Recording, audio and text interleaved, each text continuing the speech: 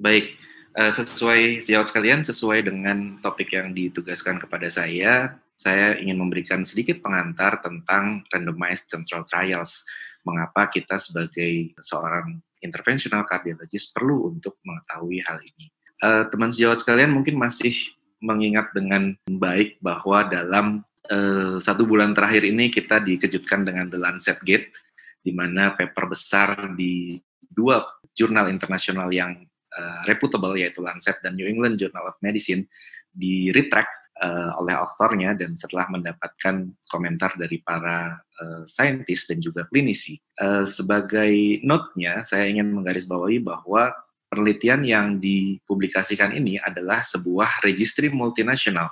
Jadi ini memang bukan RCT. Nanti akan kita bahas kemudian. Nah, meskipun paper-paper atau manuskrip ini dipublikasi di jurnal internasional yang bereputasi baik, namun kita harus tahu bahwa tetap akan banyak pitfalls-nya dari publikasi ini. Sebagai editor jurnal, Prof. Dikdo, Dr. Jarir, dan Dr. Sunu sangat berpengalaman, pasti sudah sangat aware dengan beberapa problem kalau ada para author yang nakal dalam tanda kutip karena memfabrikasi data, ada falsification, duplication, dan juga ada konflik interest. Nah, untuk para klinisi seperti kita, memang pertanyaannya adalah bagaimana kita bisa meyakini bahwa artikel penelitian yang kita baca ini memang secara saintifik valid dan dapat dipercaya. Nah, sejawat sekalian, sebagai interventional cardiologist, mungkin ada banyak anekdot ya. Ini saya tampilkan beberapa. Ada yang bilang bahwa apa yang bisa membuat kita menjadi interventional cardiologist yang extraordinary, ada satu quote dari India yang menyatakan bahwa kalau kita bisa meng-create sebuah komplikasi yang dramatis dan berhasil mengatasinya, maka kita adalah interventional cardiologist yang extraordinary. Silakan kalau ada sejawat yang setuju dengan anekdot ini. Namun ada juga yang bilang bahwa good interventional cardiologist adalah yang bisa bekerja multitasking, bisa menyelesaikan masalah, biasanya adalah copy addict, seperti Dr. Sunaria dan Dr. Sunu ya, dan biasanya akan traveling keliling dunia.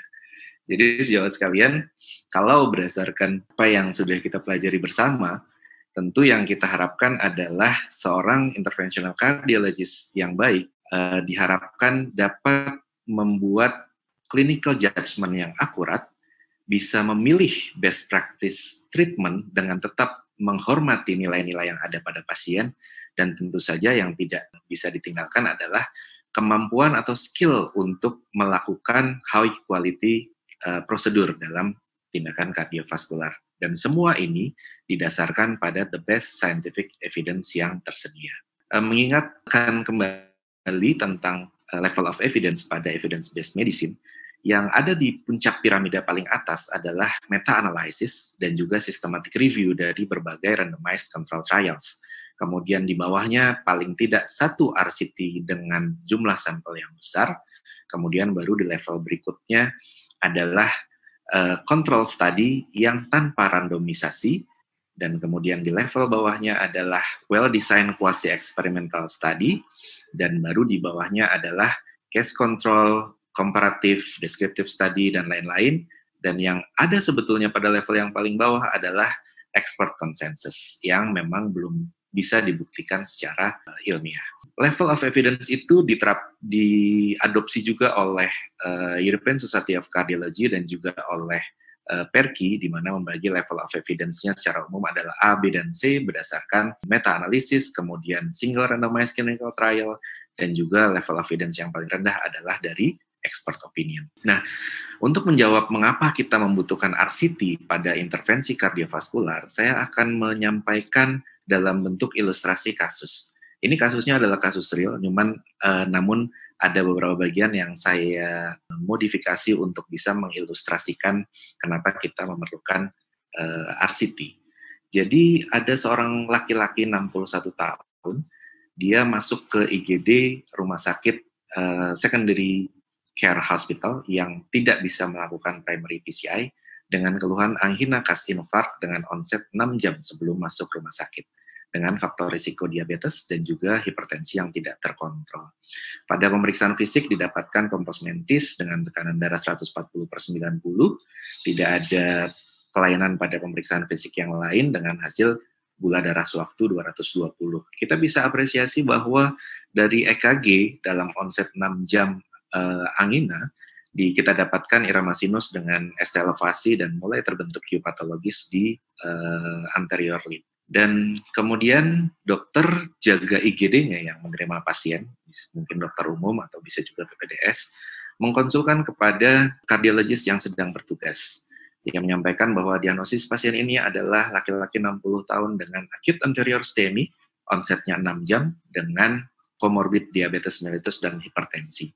Sudah diberikan oksigen, kemudian sudah di-loading dengan dual antiplatelet, yaitu ASA dan clopidogrel.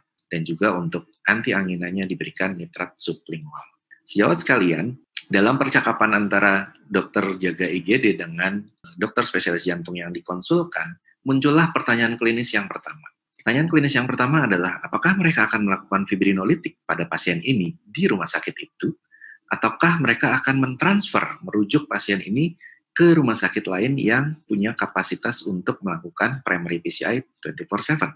Pada akhirnya mereka memutuskan, kita akan bahas nanti pertanyaan-pertanyaan klinisnya, pada akhirnya mereka memutuskan untuk merujuk pasiennya ke PCI Capable Hospital. 2 jam kemudian, pasiennya sampai di IGD rumah sakit rujukan, kebetulan di Rumah Sakit Jantung Harapan Kita.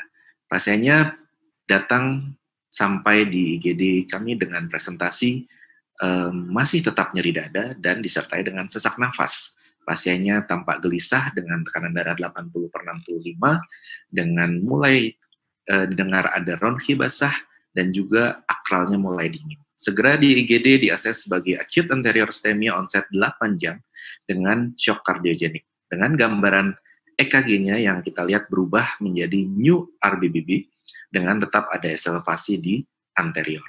Nah, diskusi antara dokter emergency dengan konsultan kardiologis yang bertugas kemudian menimbulkan kedua, yaitu apakah pasien ini akan di-load dengan poten antiplatelet dengan tadi berdasarkan di rumah sakit sebelumnya sudah di-loading dengan ASA dan clopidogrel.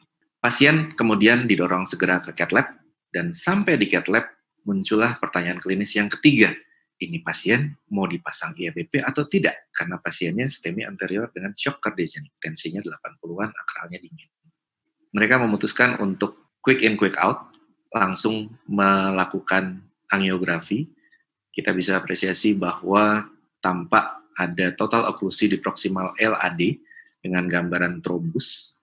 Kemudian juga ada lesi yang signifikan di mid RLCX dengan right coronary artery-nya yang tidak ada signifikan stenosis.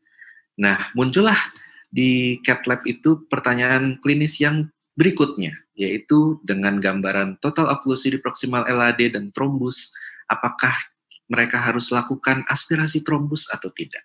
Pada akhirnya mereka tidak melakukannya, mereka langsung membuka dengan wire crossing dan kemudian predilate dan kemudian akhirnya dilakukan primary PCI dengan implantasi satu drug eluting stent di proximal LAD dengan hasil baik, namun masih ada remain stenosis di vessel yang lain. Muncullah kemudian pertanyaan klinis yang kelima, apakah mereka akan revascularize culprit only seperti yang sudah dilakukan? Apakah harus melakukan revaskularisasi komplit pada pasien ini mengingat kondisinya adalah shock kardiogenik. Nah, sejawat sekalian, kita bisa bayangkan dari satu kasus STEMI ini saja, begitu banyak pertanyaan klinis yang bisa muncul. Dan kita bisa bayangkan apabila kita tidak berdasarkan pada data saintifik yang tersedia, maka semua pertanyaan klinis ini bisa sangat panjang menjadi bahan argumentasi yang mungkin akhirnya akan berdasarkan pengalaman empiris ataupun preferensi dari para operator atau kardiologis yang sedang bertugas. Jadi pada topik-topik seperti inilah RCT dapat berusaha untuk menjawab pertanyaan-pertanyaan klinis ini. Kalau kita review secara cepat pertanyaan klinis yang pertama, apakah mereka harus melakukan fibrinolitik di rumah sakit First Medical kontaknya atau ditransfer? Data-data mulai dari tahun 93 ketika pertama kali RCT membandingkan fibrinolisis dengan angioplasti, sampai Danami yang follow up 16 tahun, dengan jelas menyatakan bahwa primary PCI memiliki outcome yang jauh lebih baik ketimbang fibrinolisis kalau onsetnya sudah lebih dari 3 jam. Termasuk saya cantumkan di sini adalah publikasi di New England Journal of Medicine 2003 yang menyatakan bahwa kalau kita reperfusinya itu termasuk mentransfer pasien ke primary PCI Capital Hospital, selama transfernya kurang dari 2 jam, maka outcome-nya tetap lebih baik ketimbang dilakukan fibrinolitik on-site. Nah, untuk pertanyaan yang kedua, ada satu publikasi dari studi Plato yang menunjukkan bahwa poten antiplatelet ticagrelor memberikan penurunan mortalitas pada pasien-pasien dengan ST elevasi ACS maupun non-ST elevasi ACS dibandingkan dengan clopidogrel, sehingga bisa menjawab pertanyaan itu. Mungkin nanti Dr. Jarir bisa mengelaborasi sedikit bahwa apakah kemudian ada pharmacoeconomical benefit dengan adanya poten antiplatelet ini. Kemudian pertanyaan klinis yang ketiga, apakah mereka harus melakukan memasang IABP pada pasien STEMI dengan shock cardiogenik? Kita tahu bahwa sejak adanya hasil trial IABP Shock 2 trial yang menyatakan bahwa penggunaan IABP rutin pre-prosedur ternyata tidak berhasil menurunkan 30-day mortality pada pasien-pasien infark miokard yang disertai dengan shock cardiogenik, sehingga guideline sekarang, panduan yang kita adopsi, merekomendasikan bahwa pemasangan IABP secara rutin tidak lagi direkomendasikan pada infark miokard dengan komplikasi shock cardiogenik. Nah, pertanyaan yang keempat, apakah mereka harus melakukan trombus aspirasi? Kita kembali pada total trial, semua pasti ingat bahwa trial besar ini menyatakan bahwa aspirasi trombus secara rutin ternyata juga tidak berhasil menunjukkan perbaikan outcome pada 1 tahun pertama, dan justru berhubungan dengan meningkatnya incidence dari stroke ischemic. Dan yang terakhir, apakah mereka perlu complete refas atau culprit only? Ada beberapa data yang berbeda dari beberapa RCT. Salah satunya adalah RCT yang dipublish tahun ini, menyatakan bahwa tidak ada perbedaan luaran klinis bagi mereka yang dilakukan culprit vessel only maupun complete revaskularisasi. Namun mereka juga, studi ini juga menegaskan bahwa revaskularisasi dari lesi non-culprit itu juga setara hospital survival-nya dan juga acute kidney injury yang memang sangat-sangat dikhawatirkan pada populasi shock cardiogenik yang menyertai infark miokarda. Nah, apa yang bisa kita pelajari? Bahwa dalam satu kasus STEMI saja yang sangat biasa kita hadapi sehari-hari, banyak sekali pertanyaan klinisnya, dan kalau sejawat sekalian kita semua bisa menjawab itu dengan cepat, itu adalah berkat adanya kumpulan pengetahuan yang selama ini kita pelajari, yang berdasar atas berbagai bukti ilmiah yang ada. Yang perlu kita ingat adalah bahwa bukti ilmiah ini dari hari ke hari bertambah terus, sehingga menjadi kewajiban kita untuk selalu mengupdate knowledge kita dari berbagai RCT. Nah, sedikit overview tentang RCT. RCT ini dikatakan bahwa kekuatan yang utamanya adalah bahwa populasinya ini sangat homogen karena semua bias yang mungkin terjadi itu dikontrol dengan baik. Namun tidak berarti bahwa studi-studi yang tidak terrandomisasi itu bukan berarti kemudian menjadi tidak valid, gitu ya, karena RCT pun apabila tidak didesain dengan baik, kita juga tidak bisa mempercayai hasilnya. Jadi beberapa pertanyaan penelitian memang tidak bisa dijawab tanpa RCT, namun tetap saja ada beberapa RCT yang belum bisa menjawab pertanyaan penelitian yang ada. Ini adalah sedikit perbandingan antara RCT dengan real world data. Mungkin ada beberapa saintis yang tidak setuju dengan penggunaan real world data, tapi lebih cocok mungkin untuk disampaikan sebagai yang satu adalah randomized dan yang satu adalah non-randomized. Karena biasanya adalah real world data ini berdasarkan studi-studi observasional, berdasarkan registry misalnya, dan memang tetap studi yang non-randomisasi ini memiliki kekuatan juga. Yaitu apa kekuatannya? Karena memang ini mewakili populasi yang sesungguhnya, maka akan lebih mudah untuk kita untuk mengaplikasikan hasilnya kepada populasi di tempat lain. Kemudian kelemahan dari RCT yang biasanya sangat high cost itu juga bisa diakomodir dari registry yang biasanya jauh lebih murah ketimbang kita mendesain sebuah RCT. Dan meskipun ini studi yang tidak dirandomisasi, paling tidak studi-studi registry yang menghasilkan real world data ini bisa menghasilkan hypothesis generation. Walaupun kemudian kalau memang masih meragukan, tetap membutuhkan RCT untuk mengkonfirmasi hasil yang ada. Nah, bagian terakhir dari presentasi saya adalah bagaimana secara singkat kita melakukan critical appraisal terhadap RCT yang ada. Ada 3 langkah sederhana. Yang pertama adalah kita pastikan pertanyaan klinis kita dan kita cari RCT yang mungkin bisa menjawab pertanyaan klinis kita tersebut. Step yang kedua adalah kita harus mengakses apakah ada risiko bias dan apakah metodologi yang digunakan dalam RCT itu valid atau tidak. Dan yang terakhir, tentu kita harus lihat apakah efeknya signifikan atau tidak secara klinis dan dapat diaplikasikan pada populasi kita tentu yang sama dengan populasi RCT tersebut atau tidak. Saya mengambil contoh salah satu poten antiplatelet yaitu ticagrelor karena memang dalam keseharian kita sebagai intervensionis terutama yang bekerja di bidang koroner dan perifer, maka penggunaan antiplatelet dan antikoagulan itu memang sangat penting untuk kita kuasai bersama. Jadi, saya ambil contoh pertanyaan klinisnya adalah kita punya banyak pasien yang harus menjalani prosedur PCI, namun pasien-pasien ini memiliki kriteria high risk bleeding, seperti ada diabetes mellitus, usia tua di atas 70 tahun, dan melibatkan multivessel disease. Nah, pasien-pasien ini akan membutuhkan dual antiplatelet terapi selama paling tidak 1 tahun setelah tindakan kalau kita berkaca pada rekomendasi panduan yang terkini. Nah, bagaimana upaya yang bisa kita lakukan untuk mencegah terjadinya bleeding pada pasien-pasien yang high risk ini? Maka kita coba cari clinical trial RCT yang mungkin bisa menjawab pertanyaan ini.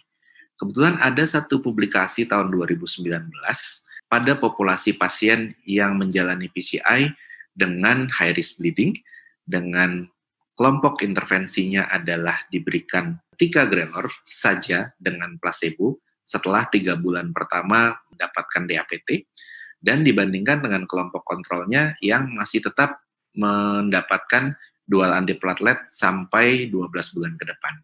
Outcome klinis primernya adalah kejadian bleeding, bar type 2, 3, or 5, antara fase randomisasi sampai 1 tahun berikutnya, dengan time to event analysis. Nah, yang harus kita lakukan adalah membuat bias checklist. Mari kita lihat apakah penelitian ini metodologi randomisasinya sudah betul atau belum. Kemudian apakah kedua grupnya memang comparable pada fase awal setelah randomisasi. Kemudian kita juga perlu aware apakah studi ini double blind, dua-duanya baik patient maupun juga practitioners-nya. Dan kita lihat apakah outcomes objektifnya di-assess oleh blind assessor. Juga tidak kalah pentingnya kita lihat apakah kejadian loss to follow up-nya ini banyak atau tidak, dan kejadian loss to follow up-nya ini apakah dijelaskan dalam metodologi dari studi ini. Dan yang terakhir, apakah studi ini menggunakan per protokol analysis ataukah intention to treat analysis. Kita coba kembali ke pertanyaan survei untuk mendetermine bahwa efeknya signifikan dan bisa digeneralisasikan atau tidak. Ternyata hasil survei kecil tadi menunjukkan bahwa lebih dari 40% menyatakan bahwa yang paling penting adalah the magic p-value. Dan juga yang kedua adalah perbedaan luaran primer yang bermakna. Kita lihat pada studi ini. Jadi ketika dibandingkan kedua kelompok, ticagrelor plus placebo dengan plus aspirin, maka didapatkan bahwa 4% pada kelompok intervensi mengalami primary endpoint berupa bleeding. Sementara di kelompok pembandingnya, 7,1% yang mengalami kejadian BARC type 2, 3, or 5 bleeding. Dan penelitian ini kebetulan menggunakan hazard ratio, jadi ada beberapa cara untuk mengeluarkan efek outcome, bisa dengan hazard ratio, bisa juga dengan menggunakan relative risk. Keduanya lazim dipakai pada penelitian-penelitian RCT cohort. Dan juga tentu p-value-nya juga ada di sini. Sejawat sekalian, yang ingin saya tunjukkan adalah, yang pertama kita lihat hazard ratio-nya. Pada studi ini, hazard ratio-nya didapatkan 0,56 dengan 95% confidence interval berkisar antara 0,45 sampai 0,68. 95% confidence interval ini sangat penting untuk kita lihat. Kenapa? Kita harus lihat apakah 95% confidence interval ini melewati angka 1 atau tidak. Kalau melewati angka 1, berarti memang hasilnya tidak konsisten. Jadi variabilitasnya masih sangat lebar. Kita lihat pada studi ini, kalau hazard rasionya kurang dari 1, berarti kelompok intervensinya memang memiliki efek protektif terhadap outcome. Jadi hasil ini bisa kita baca sebagai kelompok intervensi yang diberikan ticagrelor plus placebo ini memiliki resiko lebih kecil untuk mengalami perdarahan, primary endpoint berupa perdarahan, dibandingkan dengan kelompok kontrolnya yaitu ticagrelor plus aspirin. Dengan kita lihat 95% confidence intervalnya tidak melewati angka 1 dan juga p-value-nya juga memang kurang dari 0,05 yang kita consider sebagai signifikan secara statistik. Semakin kecil range confidence interval ini, maka akan semakin reliable data dari yang dihasilkan dari sebuah RCT. Misalnya, di sini tertulisnya bukan 0,45 sampai 0,68, tapi misalnya 0,68 sampai 1,2. Itu berarti melewati angka 1, artinya tidak konsisten sebagai protective factor. Ada di kesempatan lain di mana dia juga malah memiliki angka perdarahan yang lebih tinggi pada kelompok intervensi dibanding dengan kelompok kontrolnya. Selain dengan hazard ratio, bisa juga di hasil RCT itu ditampilkan dalam bentuk relative risk. Ada sedikit perbedaan, tapi saya tidak akan masuk ke dalam detail. Kalau hazard ratio itu menggunakan Cox proportional analysis, sementara relative risk itu menunjukkan selama masa studi event yang didapat itu bagaimana relative risk reduction-nya. Nah, dari apabila kita melihat relative risk, kemudian kita akan bisa menghitung yang disebut sebagai number needed to treat atau NNT. Dalam kasus contoh studi ini, kita bisa menilai bahwa number needed to treat-nya adalah jumlah pasien yang diberikan terapi kelompok intervensi untuk mencegah satu kejadian outcome bleeding yang memang menjadi primary endpoint-nya. Tentu kalau kita lihat pengertian ini, maka semakin kecil number needed to treat-nya akan semakin baik. Kebetulan pada studi ini, number needed to treat-nya adalah 33. Jadi kita butuh men-treat 33 pasien untuk mencegah satu outcome bleeding. Jadi teman-teman sekalian bisa menganalogikan pada studi lain misalnya. Ini ada contoh lain dari RCT yang tadi sempat saya tampilkan tentang IABP pada shock to trial. Di sini menggunakan relative risk dan kita lihat primary endpoint-nya adalah all-cause mortality saat 30 hari. Kita lihat bahwa relative risk-nya adalah 0,96 dengan confidence interval antara 0,79 sampai 1,17, artinya melampaui angka 1. Disinilah kita bisa mendapatkan menarik kesimpulan bahwa kelompok yang dipasang IABP tidak bisa menunjukkan perbedaan mortalitas saat 30 hari dibandingkan dengan kelompok kontrol, karena relative risk dan 95% CI-nya memang melewati angka 1 dengan p-value-nya juga tidak signifikan. Dr. Sunaria dan sejawat sekalian, masih banyak isu yang mungkin nanti akan kita diskusikan. Salah satunya adalah kalau misalnya ada beberapa RCT topik yang sama tapi hasilnya berbeda, apakah kita harus melakukan another RCT atau bisa kita lakukan systematic review dan meta-analysis. Kemudian yang kedua, kalau hasil RCT ternyata berbeda dengan hasil yang non-randomized tapi berdasarkan data registry yang besar, bagaimana cara kita untuk mengconclude the issue. Dan yang ketiga, yang juga banyak sekali RCT-RCT dalam 5 tahun terakhir, apabila ada new modalities, baik treatment atau prosedur, apakah kita bisa menerima kalau RCT untuk menunjukkan new modalities treatment itu menggunakan desain yang non-inferiority. Mudah-mudahan nanti para panelis bisa membahas ini, dan sebagai take home message, saya kira mudah-mudahan contoh yang saya berikan bisa memberikan gambaran bahwa memang sebagai intervensionis kita memerlukan pemahaman terhadap RCT untuk bisa menjawab pertanyaan-pertanyaan klinis yang ada dalam kasus kita sehari-hari. Terima kasih, Dr. Sunaria.